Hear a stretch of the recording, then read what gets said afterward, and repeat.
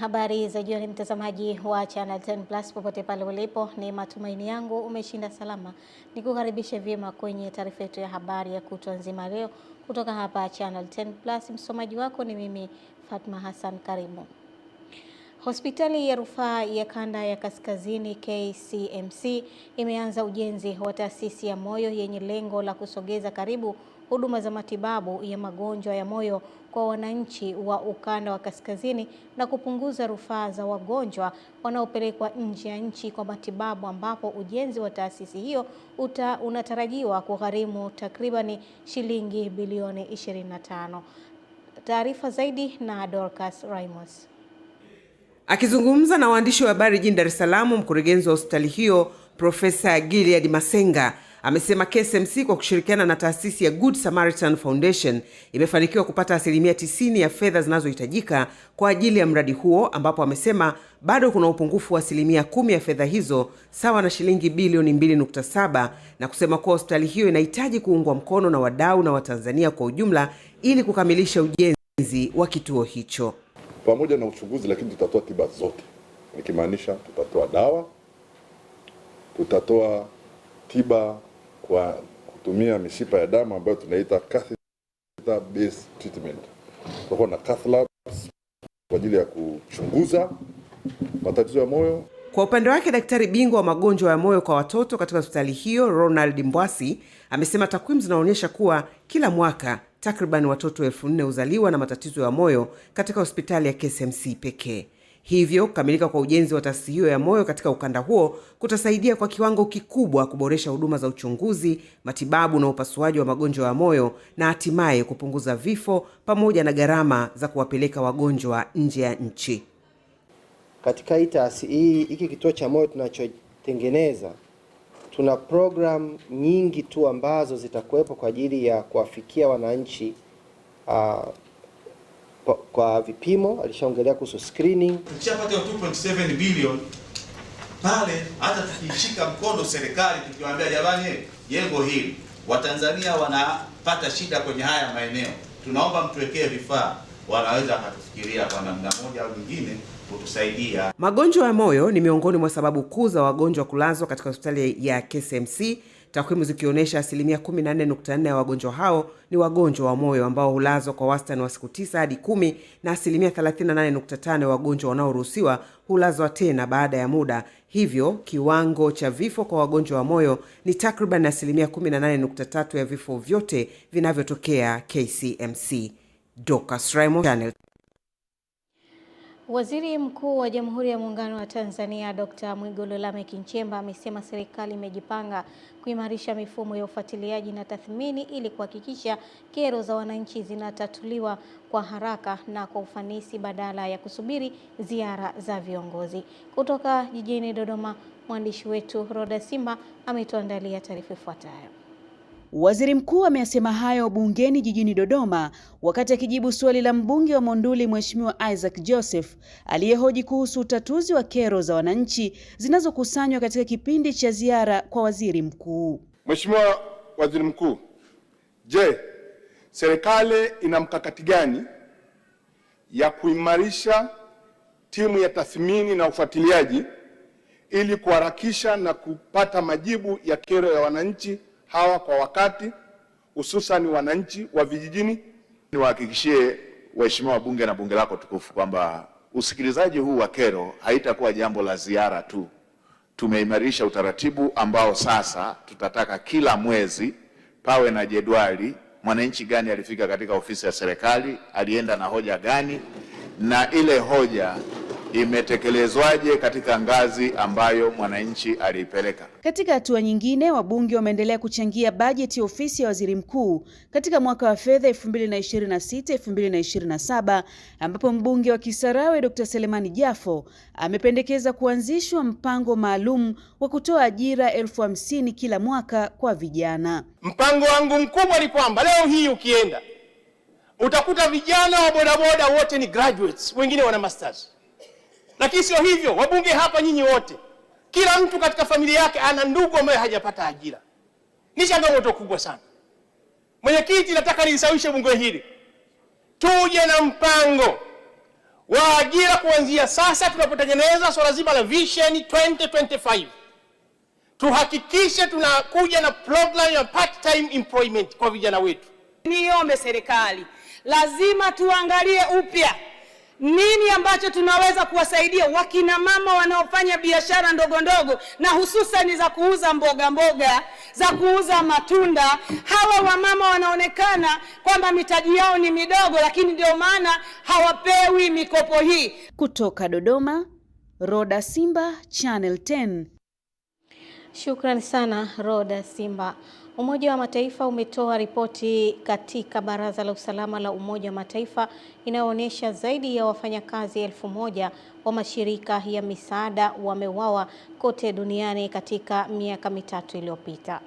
Mkuu wa kuratibu misaada ya kibinadamu wa Umoja wa Mataifa Tom Fletcher amesema ongezeko hilo halikutokea kwa bahati mbaya, bali ni kutokana na kusambaratika kwa walinzi kutokana na mizozo mikubwa ndani ya maeneo husika. Fletcher amesema kati ya wafanyakazi wa kutoa misaada zaidi ya 1000 waliouawa kuanzia mwaka 2023 hadi 2025, 560 waliuawa Gaza na Ukingo wa Magharibi, 130 nchini Sudani, 60 nchini Sudani Kusini, 25 nchini Ukraine na 25 nchini Kongo. Mwenyekiti wa Chama cha Mapinduzi CCM mkoa wa Tanga, Rajabu Abdalla, amewataka viongozi wa ngazi zote katika mkoa huo kusisitiza suala la usafi kwenye maeneo yao ili kuwanusuru wananchi na uwezekano wa kupata magonjwa ya mlipuko kutokana na uchafu huo. Taarifa zaidi na Raya Kipingu. Siku chache zilizopita, Chama cha Mapinduzi mkoani hapa kilitoa maagizo kwa halmashauri ya jiji la Tanga kuhusu usafi katika soko la Mgandini, ambapo utekelezaji wa maelekezo hayo unafanywa leo na mwenyekiti wa mkoa Rajabu Abdalla, ambaye anasisitiza usafi kwenye maeneo yote kwa ajili ya kuwajali wananchi kwenye changamoto wanazopitia. Taifa Road, kwa kuwa uchafu ulirundikana pale, wananchi wa kawaida wakaona kwamba hapa pia ni sehemu ya kutupa uchafu. Nimemuona mwananchi kwa jicho langu na nikamchukua video nikamtumia mpaka mkuu wa mkoa. Ni kama unamuona mwananchi huyu anajisaidia haja ndogo kwenye bustani. Kwa nini tumeitengeneza hali hiyo sisi wenyewe? Aidha, akaipongeza halmashauri kwa hatua za awali walizofanya kwa ajili ya kuhakikisha soko la Mgandini ambalo lina bidhaa mbalimbali linakuwa kwenye hali ya usafi na mazingira rafiki kwa watumiaji. Tulikuja sote hapa kuiona hiyo hali ya uchafu uliokithiri hapa. Niwapongeze sana kwa namna ambavyo mmefuata maelekezo ya chama chetu. Sisi kama halmashauri maelekezo yale tunachukulia kwamba ni amri.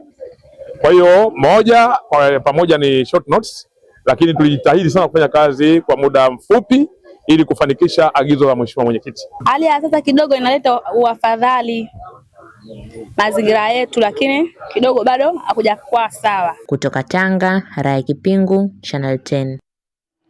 Naam, tukiangazia huko mkoani Mara, wakazi wa vijiji vya Nyasoko na Komaswa katika wilaya ya Rorya na Tarime mkoani Mara wameishukuru serikali kutoa zaidi ya shilingi milioni 700 kwa ajili ya ujenzi wa daraja linalounganisha vijiji hivyo, hali inayotajwa kuondoa changamoto ya kupitika kwa muda mrefu hususan nyakati za mvua. Musa Makali ameandaa taarifa kamili. Kwa mujibu wa wananchi wa eneo hili, wanasema mto huu unaunganisha vijiji vya Nyasoko na Komaswa ulikuwa ukihatarisha maisha yao hususan nyakati za mvua, na serikali kupitia wakala wa barabara mijini na vijijini TARURA hapa mkoani Mara, changamoto hiyo sasa inabaki kuwa historia. Tulikuwa na changamoto ya ukweli. Tukienda sokoni, unavuka asubuhi, hapo kufika asubuhi maji yamejaa. Tunashukuru Mama Samia kabisa. Tunashukuru tena, tunafurahi. Sasa hapa tuna mgodini. Watu wanapita nywe. Kipindi cha masika tulikuwa tuvuki. Maji ilikuwa inafurika, maji mengi sana, kuvuka ni shida. Na imewahi kuua watu wengi, wakina mama, watoto. Lakini sasa hivi njia imenyoka. Tengenezi tunakimbia sasa hivi vizuri. Hamna changamoto tena. Wananchi wameenda mbali na kusema kuwa kwa sasa hata usafirishaji wa mazao umerahisishwa na mazao yao thamani kuongezeka. Tunapopata barabara, ina maana kwamba hao wakulima wanaotoka mambo ya pili wakipeleka kwenye barabara ya lami pale, yaani hata kama gunia ilikuwa ni shilingi 75,000 wanapata 100,000. Serikali inatoa zaidi ya shilingi milioni 700 changamoto hii kuitatua, huku meneja wa TARURA mkoa wa Mara, Mhandisi William Lameki, akawataka wananchi kutunza miundombinu ya barabara na madaraja kwenye maeneo yao. Na daraja linaunganisha wilaya mbili, wilaya ya Rorya na wilaya ya Tarime, na imesaidia wananchi sasa wanapita muda wote bila kupata hadha wakati wa mvua. Sasa kama tunatumia gharama nyingi, basi hizo miundombinu tuweze kuilinda na tuweze kuitumia kwa muda mrefu. Kila mmoja wetu, kila mwananchi ambao yuko katika maeneo ya hii barabara, basi awe mlinzi wa mwenzake. Jina langu ni Musa Makali na hii ni Channel 10. Halmashauri ya wilaya ya Moshi Kilimanjaro imeagizwa kusimamia ipasavyo kilimo cha zao la kahawa kwa kuhakikisha wanamwezesha mkulima wa zao hilo kuondokana na kilimo cha mazoea na kujikita zaidi kulima kwa tija ili kuongeza ufanisi utakaosaidia kuzalisha bidhaa bora na kwa wingi na hivyo kumnufaisha mkulima kiuchumi. Ahmad Nandonde kutoka Kilimanjaro ameandaa taarifa ifuatayo. Naibu Katibu Mkuu Maendeleo ya Mazao na Usalama wa Chakula Profesa Peter Msofe ametoa agizo hilo wakati akizindua ugawaji wa miche ya kahawa bure kwa wakulima wilayani Moshi Kilimanjaro, na kusema kuwa kilimo hicho ni cha kimkakati, hivyo ipo haja ya kutumia wataalamu na wadau kuhakikisha mkulima anazingatia kanuni za kilimo bora. Napenda nitoe maagizo yafuatayo. Halmashauri ya wilaya inayopokea miche hii isimamie na kuhakikisha kuwa hii miche ipandwe na itunzwe mpaka itoe matunda. Hii inakuwa haraka na inazaa kwa ndani ya miezi 18. Kingine ni kwamba hii kahawa ya compact haina changamoto za magonjwa kama ile ya zamani, kwa sababu haina hii kutu ya majani wala CBD. Tutaenda kusimamia vyema miche hii, tutaenda kuhamasisha nyumba kwa nyumba ili kuhakikisha miche hii inaoteshwa kwa wingi. Naye mbunge wa jimbo la Moshi Vijijini Morris Makoi amesema ili kuinua kilimo hicho kwa manufaa ya mkulima, ipo haja kufukuliwa kwa mifereji ya asili itakayomwezesha mkulima kuendesha kilimo cha zao hilo kwa njia ya umwagiliaji. Hii mifereji haihitaji gharama kubwa kama kujenga skimu na nini. Ni hela chache tu, milioni 5, 10, 15. Mgogoro mkubwa wa ufufuaji, usimamizi wa mifereji ya asili ni Pangani Water Basin. Tuna operation ya kurudisha mifereji yetu ya asili ili wakulima waweze kwenda kwenye share na kupata mazao na kurudisha zao hili. Sasa wanaenda kuimarisha zao hili na kurudisha uchumi kata ya Mashariki. Ahmad Nandonde, Channel 10, Moshi, Kilimanjaro. Jeshi la wanamaji la Irani limechapisha ramani inayoonyesha eneo hatari katika mlango bahari wa Hormuz, hasa sehemu zinakopita meli za biashara, ikiwa ni kiashiria kinachoonyesha itarejea kwenye mapigano kutokana na mashambulizi ya Israel dhidi ya Lebanon. Hayo yanajiri baada ya kutokea utata unaoihusisha Lebanon kwenye makubaliano ya kusitisha vita, kwani Tehran imesisitiza kwa hasimu wake ni lazima kusimamisha mashambulizi yanayoendelea Lebanon, kwani ni sehemu ya majadiliano ya kusitisha vita, wakati Israel na Marekani zikipinga hilo. Wakati huo huo, wawakilishi wa Iran wanatarajiwa kuwasili mjini Islamabad kwa ajili ya mazungumzo ya usuluhishi na Marekani yanayosimamiwa na Pakistan. Tukirejea hapa jijini Dar es Salaam, jeshi la zimamoto na uokoaji mkoa wa Ilala limetoa wito kwa wanachama wa klabu ya jeshi hilo kujitolea kwa dhati katika shughuli za uokoaji na usalama wa raia, likisisitiza umuhimu wa kila mwanachama kuelewa majukumu yao na kuchangia muda pamoja na rasilimali kwa manufaa ya jamii. Emmanuel Chegere anaarifu zaidi.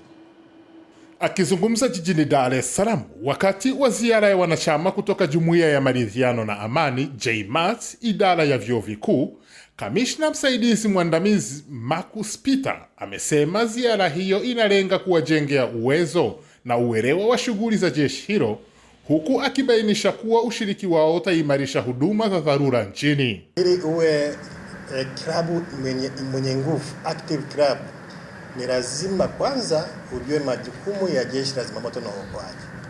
Lakini la pili ni lazima ujitolee kwa muda, kwa fedha na mali kwa ajili ya kufanya nini?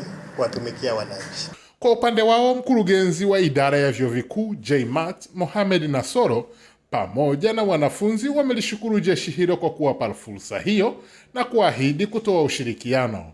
Wito wangu kwa wanavyuo ni kwamba ni jukumu la kila mwanachuo na pia ni jukumu la kila Mtanzania kuwa na elimu juu ya masuala mazima ya uokozi. Ajali inatokea muda wowote, saa yoyote.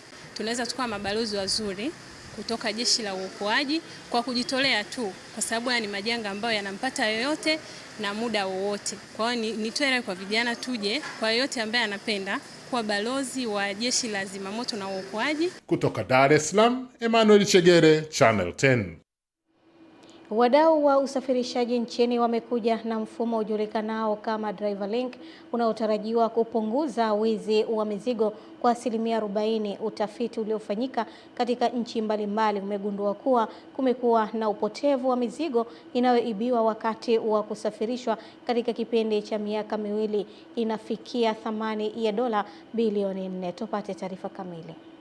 Akizungumza jijini Dar es Salaam katika uzinduzi wa mfumo wa DriveLink Africa, mkurugenzi mtendaji wa Deep Search International ambao ndio wamiliki wa mfumo huo, Yusuf Washokera, amesema kuwa mfumo huo upo katika nchi 54 barani Afrika, ambapo utasaidia kampuni kudhibiti madereva walioajiriwa ambao baadhi yao wamekuwa na tabia za wizi wa mizigo. Utafiti uliofanyika kwamba utapunguza wizi wa mizigo kwa 40%, kwa sababu takwimu zilizokuwepo, wizi wa mizigo katika Afrika ni karibu dola bilioni 4. Mfumo huu utaondoa kwa sababu kwenye ile driver combined index system, kampuni itawamanage madereva wao, na moja ya tools ambayo ipo mle ni blacklist driver, yani kumweka katika orodha nyeusi. Akiweka kwenye orodha nyeusi, huyu driver ataonekana Afrika nzima, na kampuni zote ambazo zitaajiri madereva zitajua kwamba huyu yuko katika orodha nyeusi na tukio fulani alilofanya.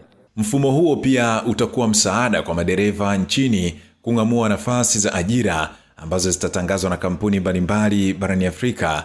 Aidha, jukwaa la DriveLink Africa litaenda kudhibiti madereva wa gari za shule ambao wanafanya vitendo vya unyanyasaji wa kijinsia kwa wanafunzi. Kutoka jijini Dar es Salaam, Juma Mohamed, Channel 10. Naam, shukrani sana Juma Mohamed.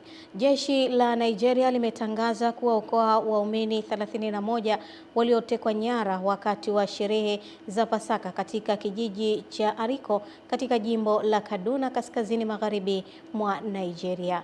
Katika taarifa yake kwenye mtandao wa kijamii wa X, jeshi limeelezea operesheni hiyo kama ushindi, kwani wanajeshi waliwafuata magaidi waliohusika na shambulio hilo kutokana na nguvu na silaha walizokuwa nazo, na waliweza kuwalazimisha washambuliaji kuacha mateka walipokuwa wakikimbia. Baada ya tangazo hilo, mchungaji wa chama cha Wakristo cha Nigeria huko Kaduna, John Hayab, amekanusha kauli ya jeshi kwenye vyombo vya habari akisema wale wote waliotekwa nyara bado wanashikiliwa mateka, kwani taarifa hizo ni za kupotosha jamii. Na mtazamaji, taarifa hiyo basi inatupa nafasi kwenda kuziangaza habari za biashara na uchumi. Endelea kusalia nasi.